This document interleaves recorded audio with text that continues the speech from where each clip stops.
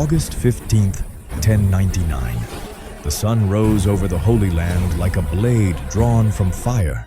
300 Crusaders, gaunt, blistered, half-starved, stood on a ridge of broken stone facing 50,000 Saracen warriors.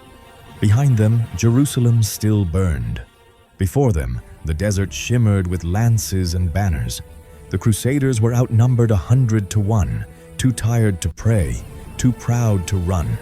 At dawn, they lifted their swords and swore one last oath, not to victory, but to vengeance.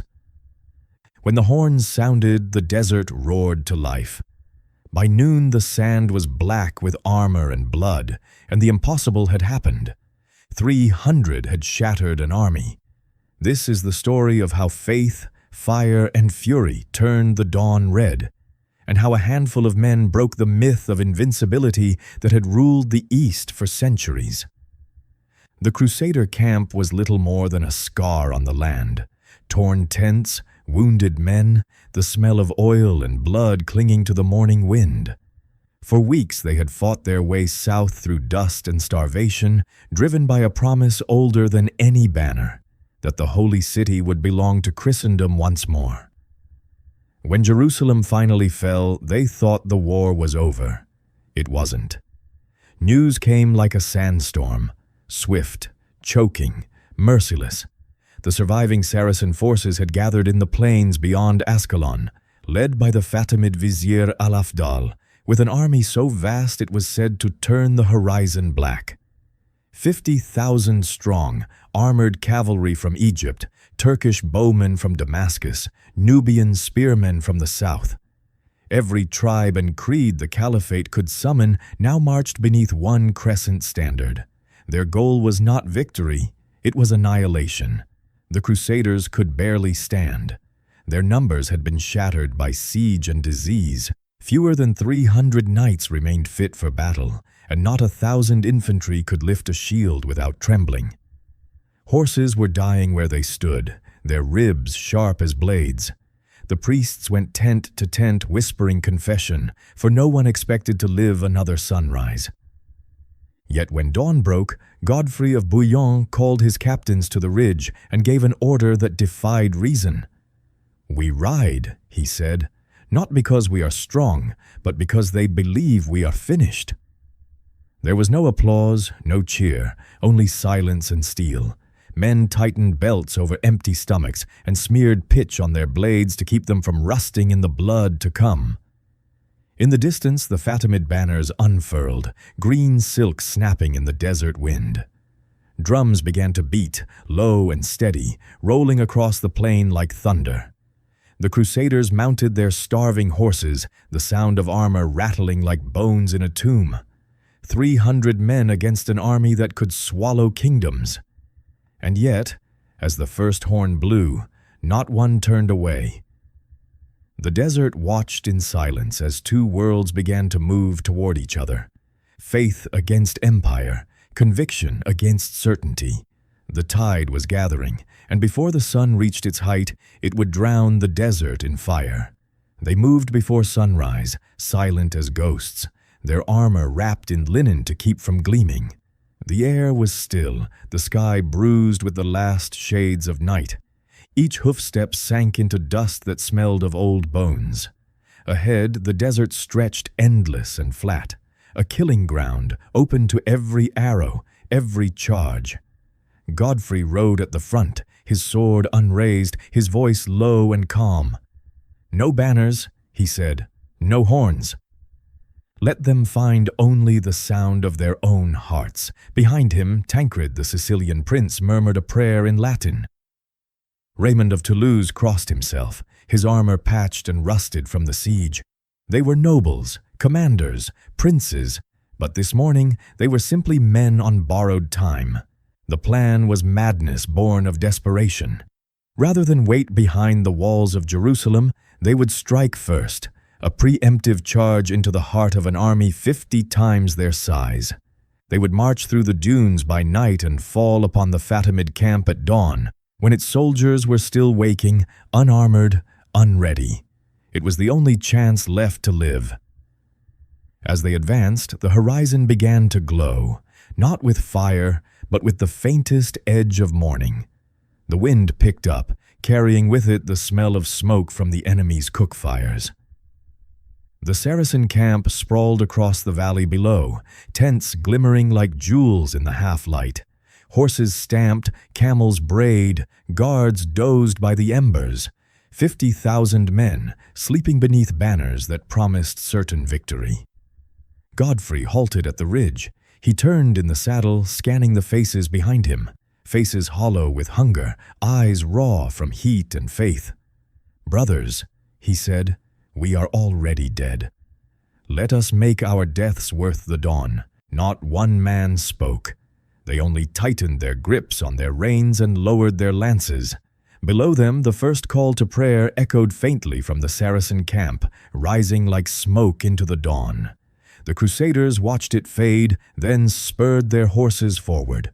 300 riders charging into history, into a storm of sand, fire, and destiny. The desert wind screamed as they descended, their blades catching the first light of morning. Behind them, the sun broke over the horizon, red as blood. The fiery dawn had begun. At first, the Fatimid sentries thought it was the wind. A faint tremor across the dunes, a shimmer in the half-light. Then they heard it. The thunder of hooves, the clash of iron, the cry of men who had come to die on their feet. By the time the alarm was raised, the Crusaders were already among them. The first tents went up like paper, cut through by riders screaming, "Deus vult!" God wills it. Fire spread as oil lamps shattered, feeding on silk and canvas until the valley burned like a forge. The Fatimid camp erupted in chaos. Horses reared. Camels broke their tethers. Soldiers stumbled barefoot from their beds, clutching scimitars still slick with sleep.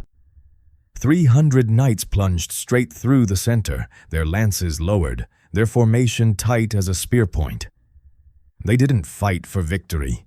They fought for eruption, to split the heart of an army so vast that it could only collapse under its own weight. Behind them came the infantry, barefoot and half-armored, shouting psalms that tore through the smoke. The first wave of Saracen cavalry tried to form up, but there was no time. Horses screamed as Crusader blades tore through them, their riders thrown into the fire. The Fatimid archers loosed arrows in panic, their lines breaking as their own camp caught flame. The smell of burning tents mixed with the sharp reek of blood and pitch. The air itself was thick enough to choke. In the middle of the inferno, Tancred cut through 3 lines of guards to strike at the vizier's pavilion. His men followed, hacking down banners, cutting through silk walls that bled light and smoke. When they burst inside, they found Alafdal's table still set for breakfast, bowls of dates and honey overturned among the flames. The vizier himself had fled, his golden armor abandoned in the sand. By mid-morning, the desert had become a sea of fire. The Crusaders' armor glowed red, their cloaks blackened by ash. The Saracens tried to regroup on the ridge, but the smoke turned their world into blindness. Confusion spread faster than fear. Units charged their own men, commands were lost in the roar. And through it all, the Crusaders cut paths of silence, relentless, wordless, unstoppable. When the sun finally cleared the horizon, it turned the smoke gold. From above, it must have looked like the desert itself was burning, the end of an empire written in flame. 300 riders had turned a sleeping army into a funeral pyre. What had begun as a suicide charge was becoming legend. By the 3rd hour of sunlight, the battlefield was unrecognizable. The dunes that had shimmered pale at dawn were now streaked black with ash and crimson with blood. Half the Fatimid host was scattered, not destroyed by numbers, but by confusion. Their banners burned. Their commanders were dead or missing. What had begun as a slaughter now became something stranger. The empire's finest army, disintegrating under its own weight. Godfrey rode through the smoke, his white surcoat turned brown with sand and gore. His sword was nicked, his horse bleeding from a dozen cuts, yet his eyes were calm. He saw the impossible unfolding, knights on foot dragging Saracen standards through the dirt, peasants from the siege charging into tents once guarded by royal soldiers. The myth of invincibility, centuries in the making, was collapsing under the sun. The Fatimid cavalry tried to rally at the far ridge, regrouping behind their black and gold banners. Drums beat in desperate rhythm, echoing through the heat, but the signal never reached their lines. Messengers were cut down before they could deliver orders. The sand churned with the bodies of men and horses alike, so thick that even retreat became impossible. Then Tancred struck again, this time from the flank. With barely 50 riders left, he drove straight into the Fatimid command tent, where the vizier's elite guard formed a wall of shields. The clash was brutal, silent, but for the sound of steel breaking steel. Arrows hissed through the smoke. Blades shattered on armor. Men fell without a word. Tancred himself took a spear to the shoulder and kept riding, dragging the weapon out and using it against the man who threw it. He would later say he felt nothing. Not fear, not pain, only the weight of sunlight on his back. When the Crusaders broke through that final line, the vizier's army finally cracked. Panic spread like fire across the camp. Archers dropped their bows. Cavalry bolted toward the sea. The sound of retreat was louder than any battle cry, a roar of collapsing courage. The Fatimid general's banner fell, trampled by his own men as they fled. From the ridges above, the Crusaders watched the tide turn, the sea of enemy steel rippling, then breaking, then vanishing into dust. The wind shifted, carrying the smell of victory, bitter, heavy, and real. What had begun as defiance had become deliverance. Fewer than 300 riders still stood, yet before them lay an army that no longer existed. Godfrey sheathed his sword and looked toward Jerusalem, now only a shimmer on the horizon.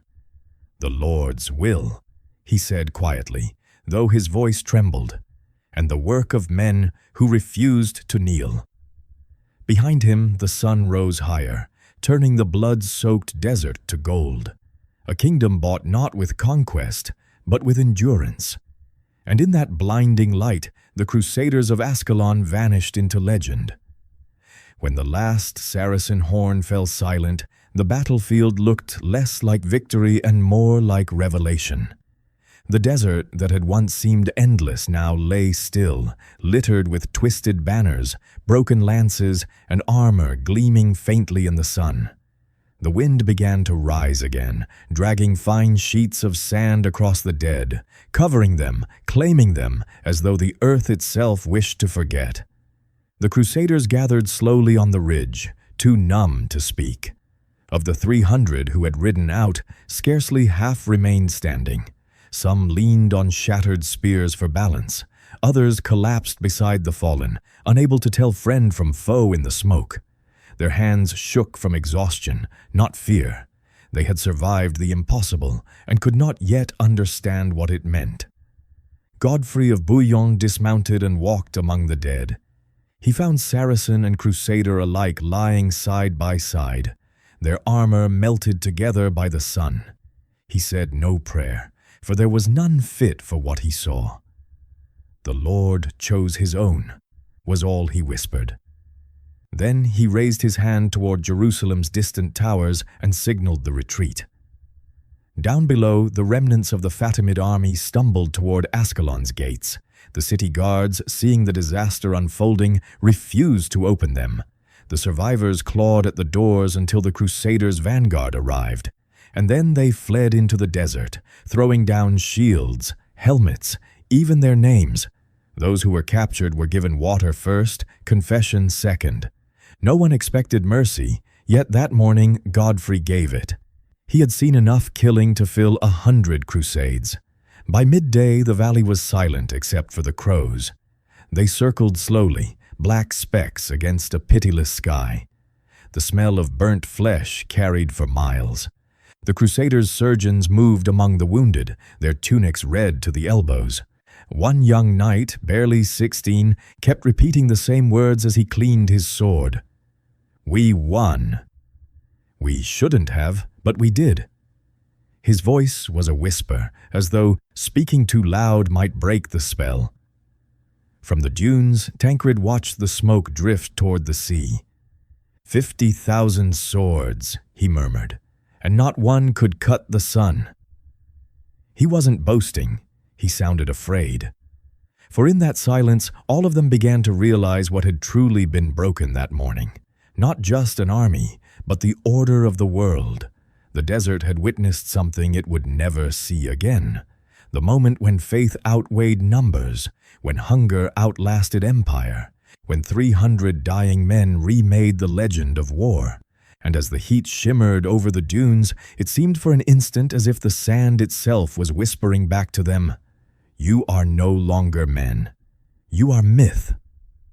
When the Crusaders finally withdrew from the valley, they left behind not a battlefield, but a graveyard carved by heat and faith. Smoke clung low to the ground, curling between the dunes like the breath of something ancient and sated. The vultures had come early, black silhouettes gliding in slow circles above the dead, descending when the wind was still.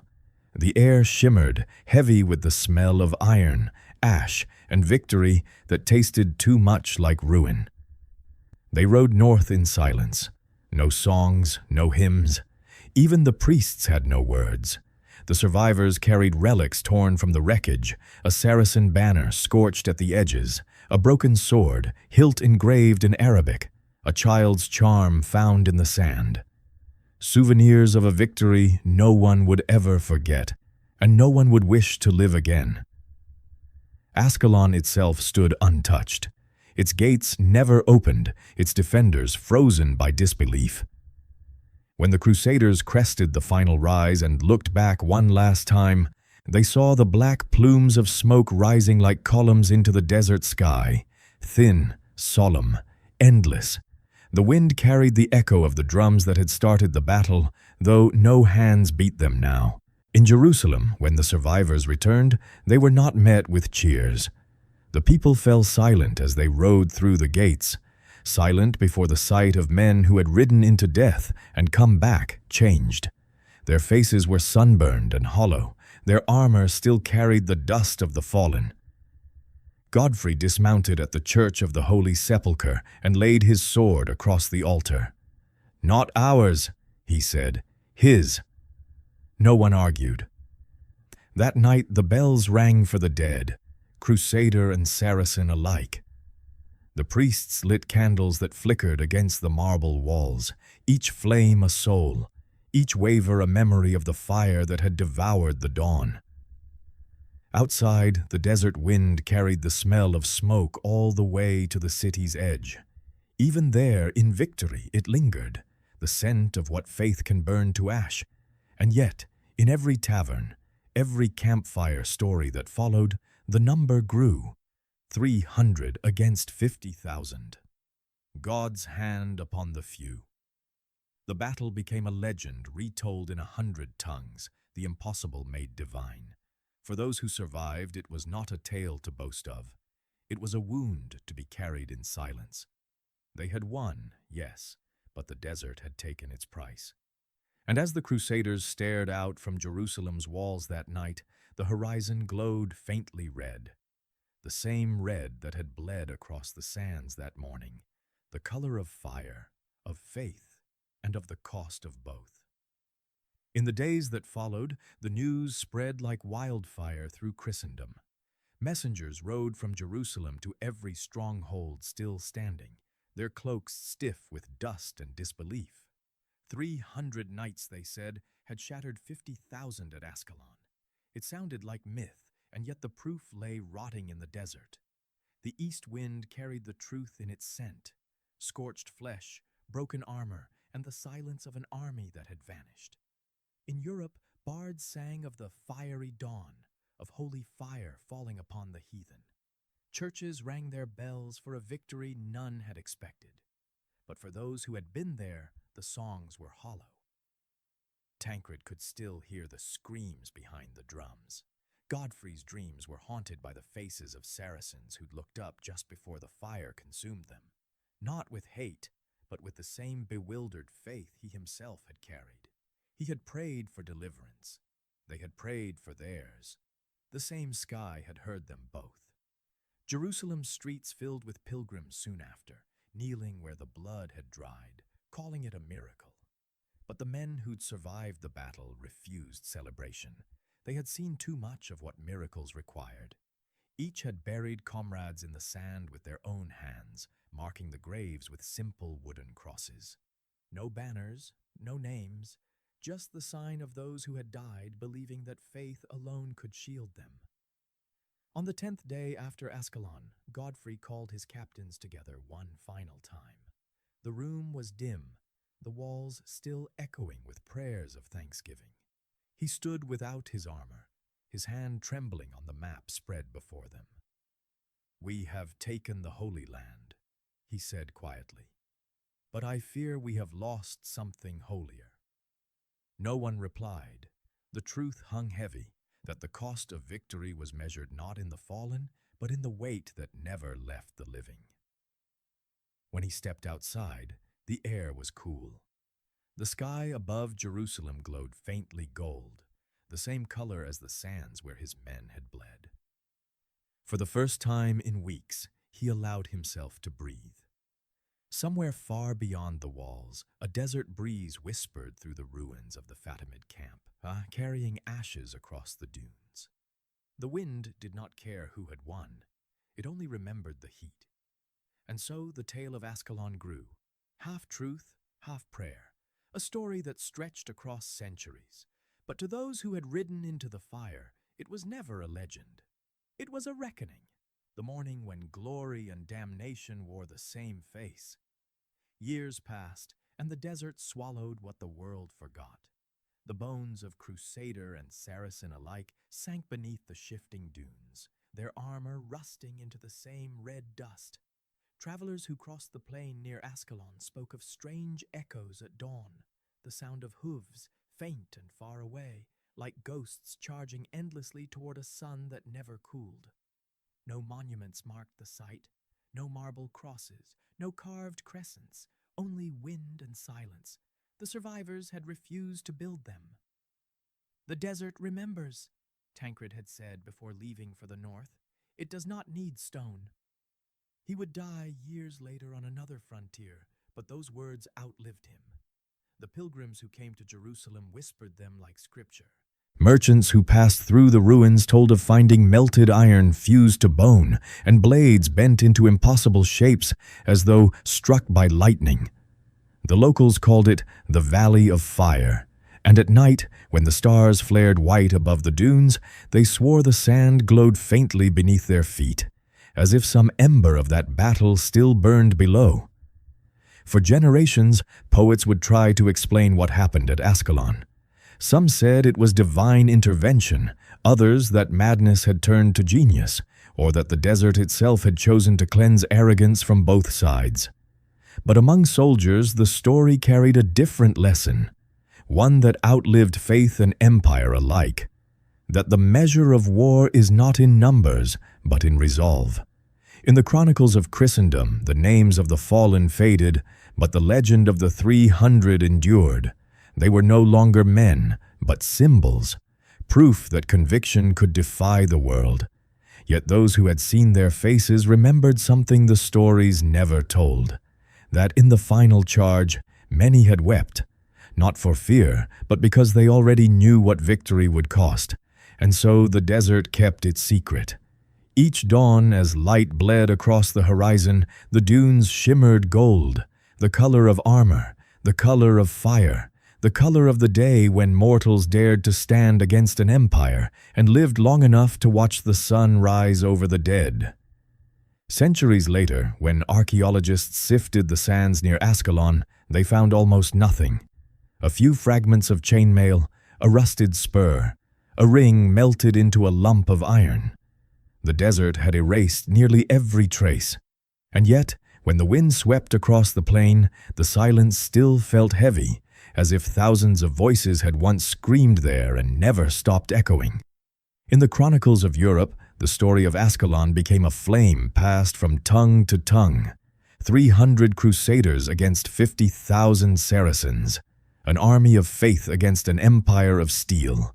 The poets called it a miracle. The historians called it strategy.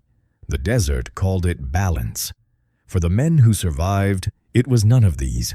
It was the moment they understood that glory and death are the same God wearing different masks. They had shattered an army, but in doing so, they had also shattered themselves. Now, when the sun rises over that part of the world, the dunes still glow red for a breath of time before turning gold. The locals say it is the memory of that dawn, the day fire answered faith, and 300 men rewrote the laws of war. The world remembers their victory. The desert remembers their silence. If history like this moves you, stories where faith, courage, and ruin share the same breath, subscribe and keep listening. The sands still whisper. You only have to hear them.